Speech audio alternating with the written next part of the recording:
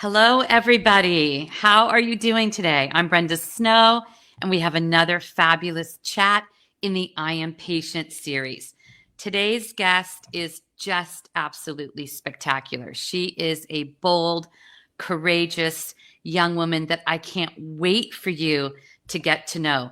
So please help me. I'm welcoming the beautiful, the smart, the intelligent Swapna Kakani. You can see on Facebook right now her personal website. She is also the founder of Alabama Rare, which we'll also post for everybody. She's recently completed her master's in public health. She's a motivational speaker. She is a person that was born with short bowel syndrome at birth, and you will not believe her incredible journey to wellness and strength and the courage that her and her family have shown. So, Swapna, thanks for being here. Thank you. I'm honored. I'm so glad. Hey, listen, I know we're going to get to all those things in a minute, but yesterday we had the opportunity to talk and we were both sharing how, emotional seeing everything that's playing out with the murder of George Floyd, all the rioting, the racism, the prejudice, the social injustice.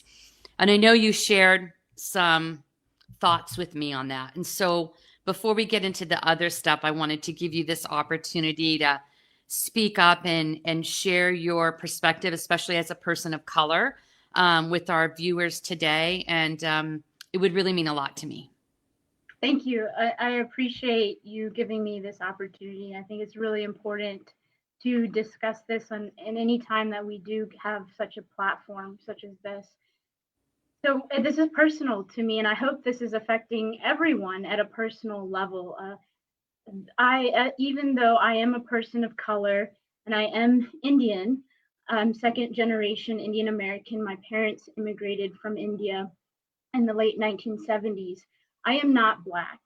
And the experiences I've had as an Indian are not comparable to the experiences individuals have had as Black Americans.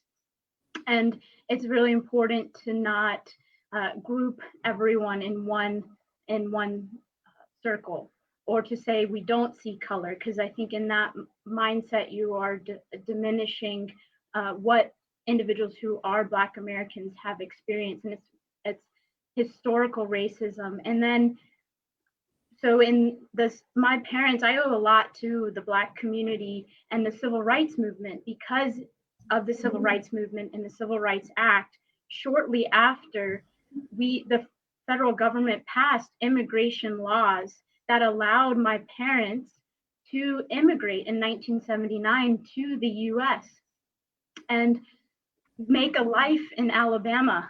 And my dad was employed and worked at a historically Black college and university here in Huntsville, Alabama, Alabama A&M. And have wonderful Black friends, family, and I call them my family, and supporters. So it's important that we do listen, learn, as part of as a director of the Alabama Rare community, an organization. We have made a commitment to be listeners and learners. We do not have all the answers in how we can mitigate health disparities in the Black community, how we can improve racial equality, but we are committed to doing as best as we can. And it starts with self-reflection. It truly does.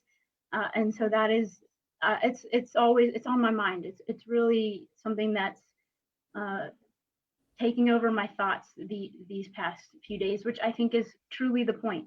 Yeah, I do too. I think it's good, and it's taken over my thoughts as well. And I was talking to my colleagues today and saying some of the same things that you were, Swapna, that, I want to listen. I want to learn more. I want to seek experts that know more than myself.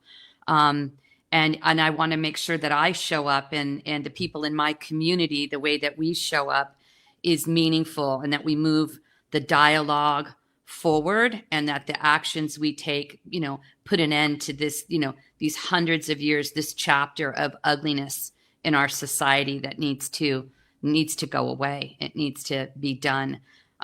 Because I'm with you. Life is hard enough. That as a person that lives with a chronic illness, this is a time for all of us to come together and be one and have a message of peace. So thank you for sharing that. It really touched my heart yesterday when you told that story about your parents. And I'm really glad that you could share that with our listeners and our viewers today. So now, if you'll indulge me, and everybody I know will want to hear this, tell, if you will, your story. You have a very rare medical condition. You have been to hell and back. Can you sort of, start at the beginning when you were a baby and share with everybody what's happened to you? You've gone through transplant, what short bowel is, and how, you got to this place of empowerment today. Yes, of course. Thank you. So I was born with short bowel syndrome. I was born with a defect of the small intestine called intestinal atresia. So not all of my small intestine was formed adequately, and the remaining parts of the small intestine were anatomically and physiologically inadequate. So my first abdominal surgery was at 2 days when I was 2 days old, and it was 2 hours away, and that was the closest children's hospital with a pediatric surgeon that could treat the issue I was having when I was born here in Alabama. And from day two, I became dependent on nutrition, both through an IV in my chest, what we call a central venous catheter, and received the nutrition that's called the IV nutrition that's called total parenteral nutrition, or TPN. And then I also received nutrition from a feeding tube in my stomach called a gastrostomy tube, and the nutrition is called enteral nutrition. I have received the IV nutrition anywhere from 3 nights a week, which is, when I say a night, that means 10 to 12 hours at a time, to 7 nights a week, getting some or all my necessary calories. And then I still to this day receive that nutrition. I've received it 27 years and counting. And then I have received enteral nutrition, or the tube feeding, 16 hours of the day, every day, for my first 20 years of life. Now, this may seem a lot. I was connected to tubes and IVs, but that was my normal. That is a blessing in disguise for me, that's all I knew. And so immediately we decided as a family as we need to adapt to this normal and still move on with life, but we're going to make sure that, or my parents really, I should owe it to them to make sure that I still am reaching the expected milestones, and I'm never going to be held back for the reason of my disease. And that I owe all to my parents. And so that mindset was put into me from as a small child, and I really appreciate that mentality. And I know you did such a good job, because on all of the videos I've watched from you about you, and again, I'll give that information where people can find more and go learn more about you. I loved the images, like your parents, again, so inspirational, but like you were going off like any other kid to high school and university. You had your backpack on, only in your backpack it wasn't your school books. It was your nutrition, right? Yes, exactly. It was my nutritional backpack. And I was known, so my peers, my friends, I was really adamant about not sharing the gravity of the disease and really the nuances of it with my peers and my classmates, because I did not want to be treated any differently. And so I was just kind of known as the girl with the backpack, and hardly ever did people really see and understand that this backpack is feeding me. It is my food, and it has a tube coming out of it that goes underneath my stomach. I guess it was a master of disguise. And I love that. I really wanted people to see me for who I am as a person, my goals, my love for sports, of all things. anything but the gravity of the disease that we as a family really kept within our within our household and the hospital.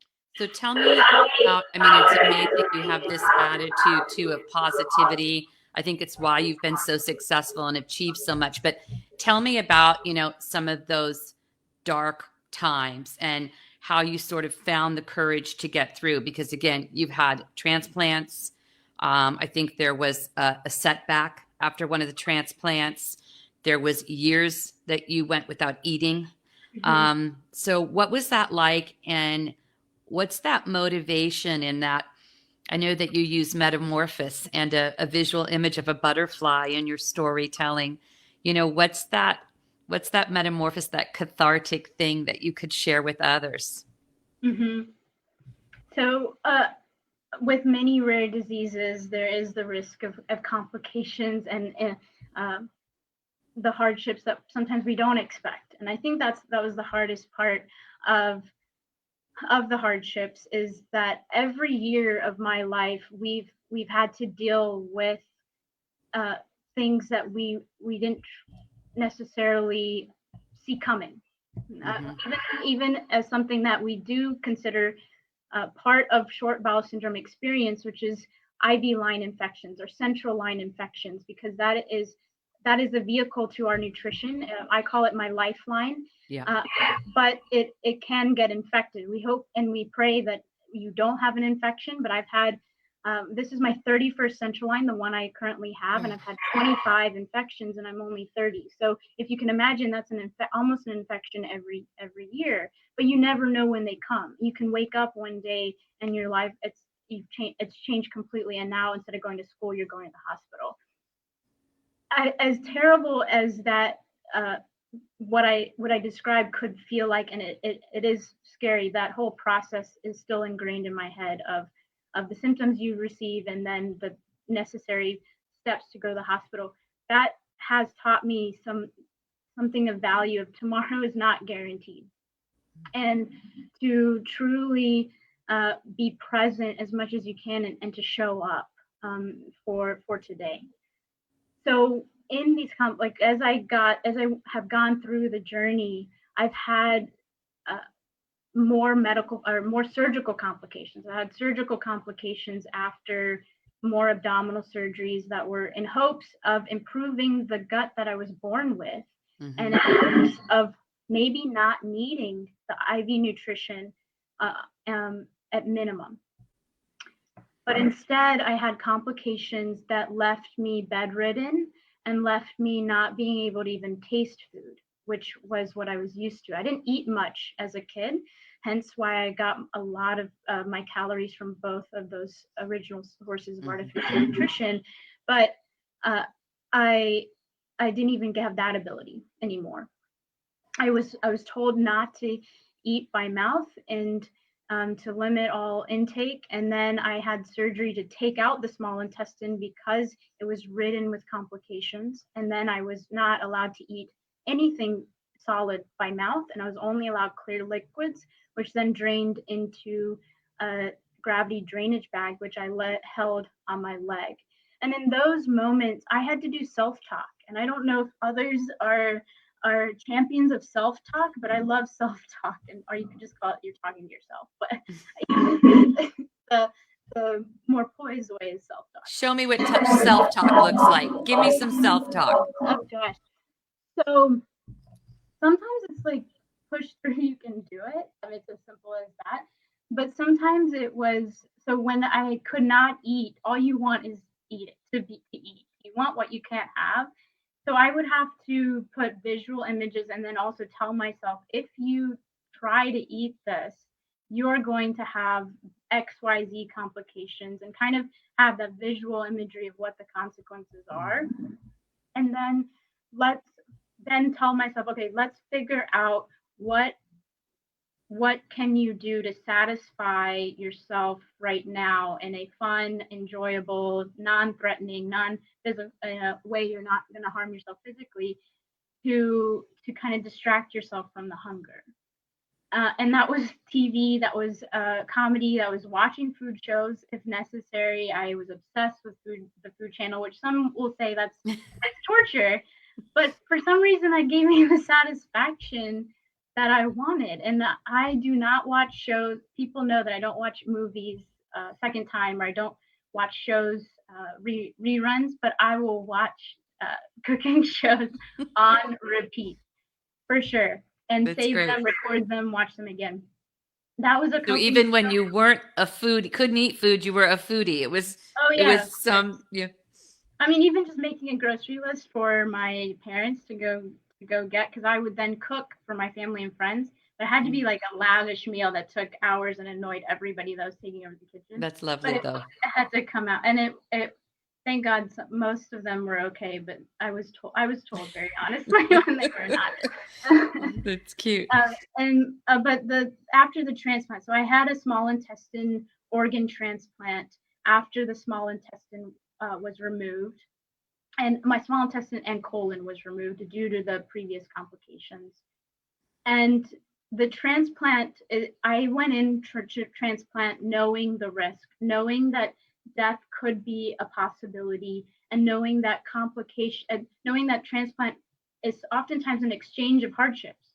It's not a cure, and that's hard. That's something hard to accept, especially when I had gone through so much already. To then to have to make the hard decision of transplant, and I want to be also clear that's a very personal decision. Not everyone who has short bowel syndrome necessarily needs to go in that direction, or chooses to have a small intestine or multivisceral transplant. And I feel like I've had a lot of the hardships that are documented, like kind of like clockwork. I had a lot of complications the first year, and it really did feel like setbacks. We would progress weeks, months, and then I felt like I would step back a month or more. And one of the things I really developed then is to appreciate the time and energy I do have, and to do one thing that is fun, or just uh, joyful Yeah. in every day. And right now that's taking a walk, but then that was carving a pumpkin, or going to the art museum on the off hours, watching a movie, finding something. Because otherwise it was very easy to be consumed by, again, the seriousness of what was going on. Yeah. That's just, I mean, what you've been through is so inspirational. And I know a lot of you might have a question for Swapna. If you do, type it into the little window down there. And this wonderful person sitting in front of my face will hand me the question, because the days of multitasking are long gone. Of course. So if you have any questions, or if you want to know more, please type that in. And again, you can find her personal website at Swapna Kakani. So I'll spell all this for you toward the end of the show. We've also put the links on the webpage. And what I would really love to know now, so it looks like we did just get a question. Okay. Oh, so it's this. Catherine says, you are an inspiration to us all, Swapna. Thank you for sharing your experiences with us today. And I couldn't agree more, Catherine. Thank you, Catherine. So let's transition to, and again, please continue to, because I know it's not the end of your story, but all of these experiences with the transplant and everything that you've endured really kind of empowered you to action, and not just from a educational and higher learning perspective, but for advocacy and creating change. And you started Alabama Rare. Can you tell everybody what it is, the mission, and where that's at today? Yes. So Alabama Rare is a grassroots organization that I started here in Alabama to unite the state around the rare disease community. In my disease journey, and in my previous advocacy experiences, or my initial advocacy experiences, I learned how powerful it is to bring together different voices from different backgrounds, different experiences. You may be a clinician, you may be a patient, you may be a caregiver, scientist, and come together to speak on one cause. And no one was doing that in the state prior, to really bring us together. And what's unique about rare disease is that we are rare. that there are not many of us that have the rare disease experiences. But at the same time, rare is not rare. The minute you start asking for us, calling for the crowd can come. A crowd brings another crowd. So by doing that, we have created the community that then can speak for the issues we want to improve in terms of healthcare delivery in the state. So I wanted to create an organization that unites the state around the rare disease community, but educates the broader audience or the broader population, and brings awareness to what we experience as a population in a state, and then advocates for what we need. It's no longer want, it's what we need. Yeah. And there's a lot that can be done at the state level versus just at the federal level. But so as an organization, we have partnered with stakeholders in our state that are medical providers, hospitals, and to host a annual rare disease symposium. So the vision of Alabama Rare is to celebrate what we do have. There's a power in really appreciating what we do have and how the progress we have made, but let's collaborate to move the needle forward. So something that we do have is we have an academic medical center, and we have a well-known children's hospital. Actually, both the academic medical center is also well-known. So, and they do treat the individuals who have rare diseases in our state for the most part. I mean, that's not everybody. And I have gotten care. All my pediatric care was from the children's hospital. So we partnered with them to host an annual rare disease symposium, and they were hosting a scientific side, but not until we came as partners did we add a patient and caregiver full day agenda.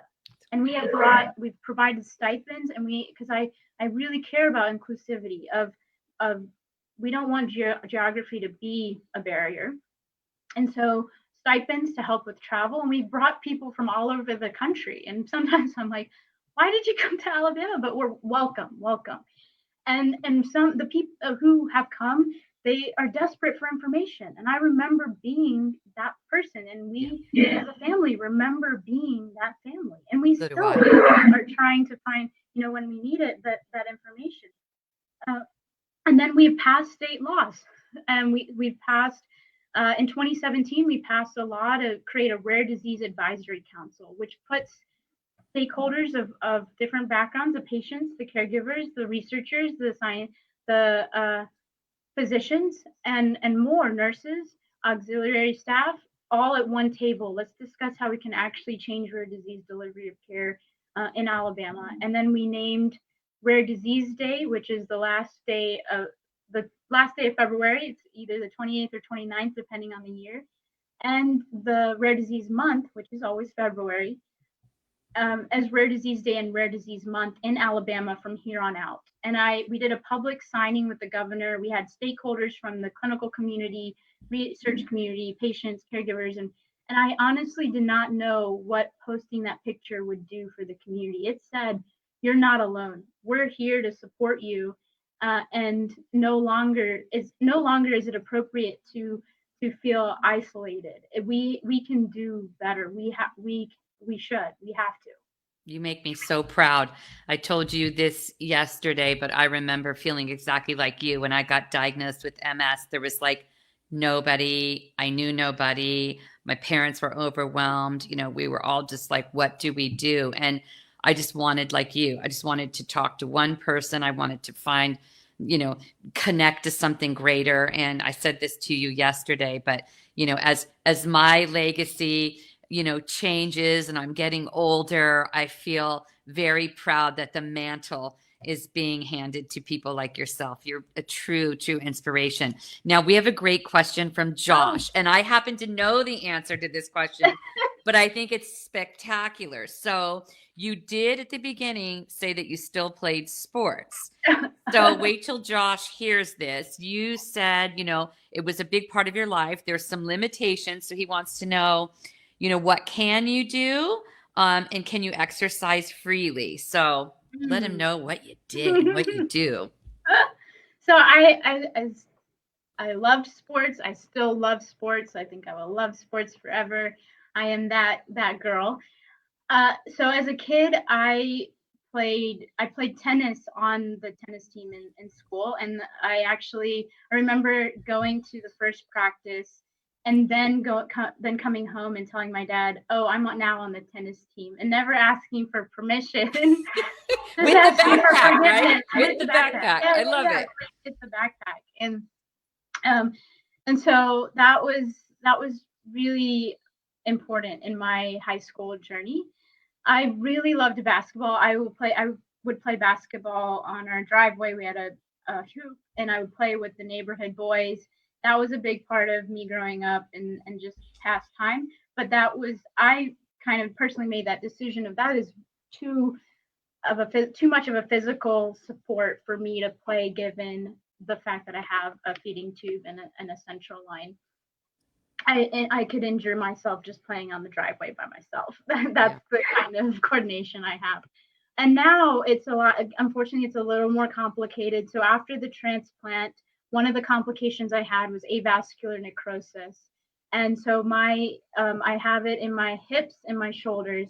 And so the ball of the joints in the hips and the shoulders, both sides have degraded. So I had hip replacements at the age of 26, 5 months apart. Both. They are awesome. Yeah, both hips. They are awesome. Thank God. And I honestly most days forget that I have them. But because of that, I cannot I should not be as in road impact kind of activities.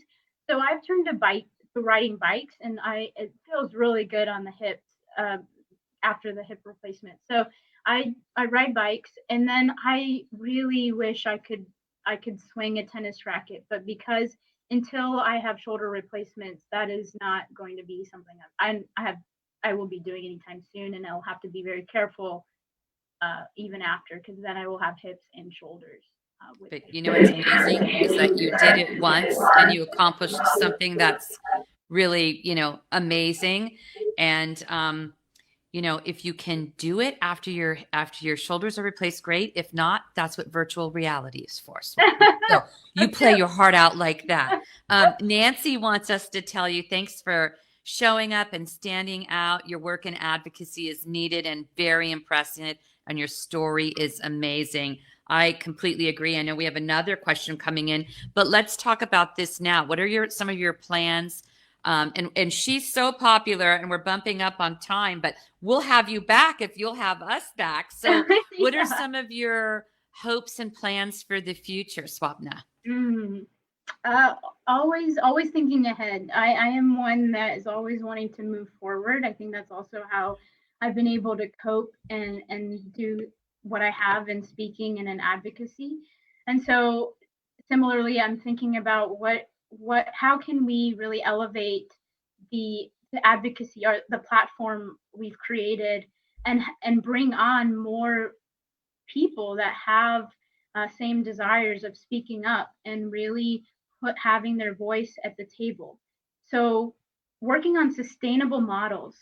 I saw a need and wanted to try to fill that gap, but I had quickly have realized, honestly, through other patients' stories and their ability to be vulnerable with me, which I'm very grateful for, that this is a huge cause, and this is much bigger than one person, and it should never be on just one person. And it's really a collective effort, and collective voices are really what is going to make change, and persistence and perseverance, patience, which is so. In doing that, how can we create a sustainable model, both in Alabama Rare, where people who live with a rare disease here are proud to live in Alabama, and can other states and organizations can look at Alabama as a model of what we've been able to create. And then in terms of advocacy, both in the short bowel syndrome space, larger intestinal disorders, and rare diseases, is how can we or do we need to publish more? Do we need to speak more? Do we need to partner with more stakeholders to, again, make this a collective effort instead of maybe just one or few people speaking up both at the local and national level? I couldn't agree with you more. And, I know that there's lots of fun things and in informative things and building things in your future. And I can't wait to see what you're going to do. And you know what? I'm going to help you too. So I've got some ideas. Oh, yeah, John thank has you. a question for you, Okay. Swapna. What would you say to patients and caregivers? And again, I think this caregiver piece is so Yeah. important. We talked about it on last week's program. So, what would you say to patients and caregivers of those living with short bowel syndrome who want to take action or get connected to their local communities? SBB is rare, and these patient connections are so important. So, thank you, John. Swapna, what do you think about that? Yeah, it's very necessary. And if you've, I'm glad those that do feel led to take action, because so one, I think it takes ownership of disease first to be able to go out and talk about it, and then to identify where you have found gaps in your journey or frustrations, and not to come out as um, negative a voice or complaining, but an advocate voice. And there is a difference. So I applaud those who are already feeling led to do that, because it does start with those factors first.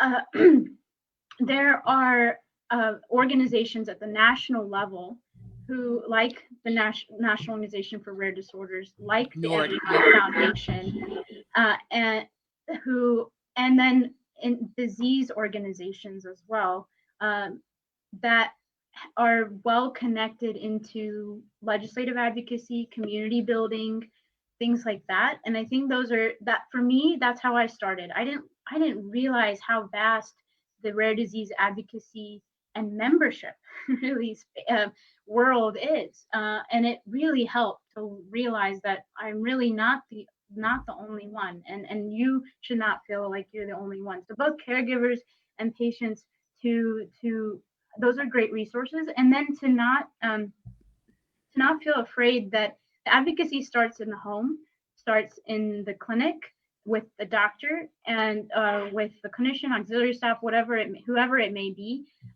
It's really an understanding that your voice is important, that you are your best advocate, and it's there's no replacement for that.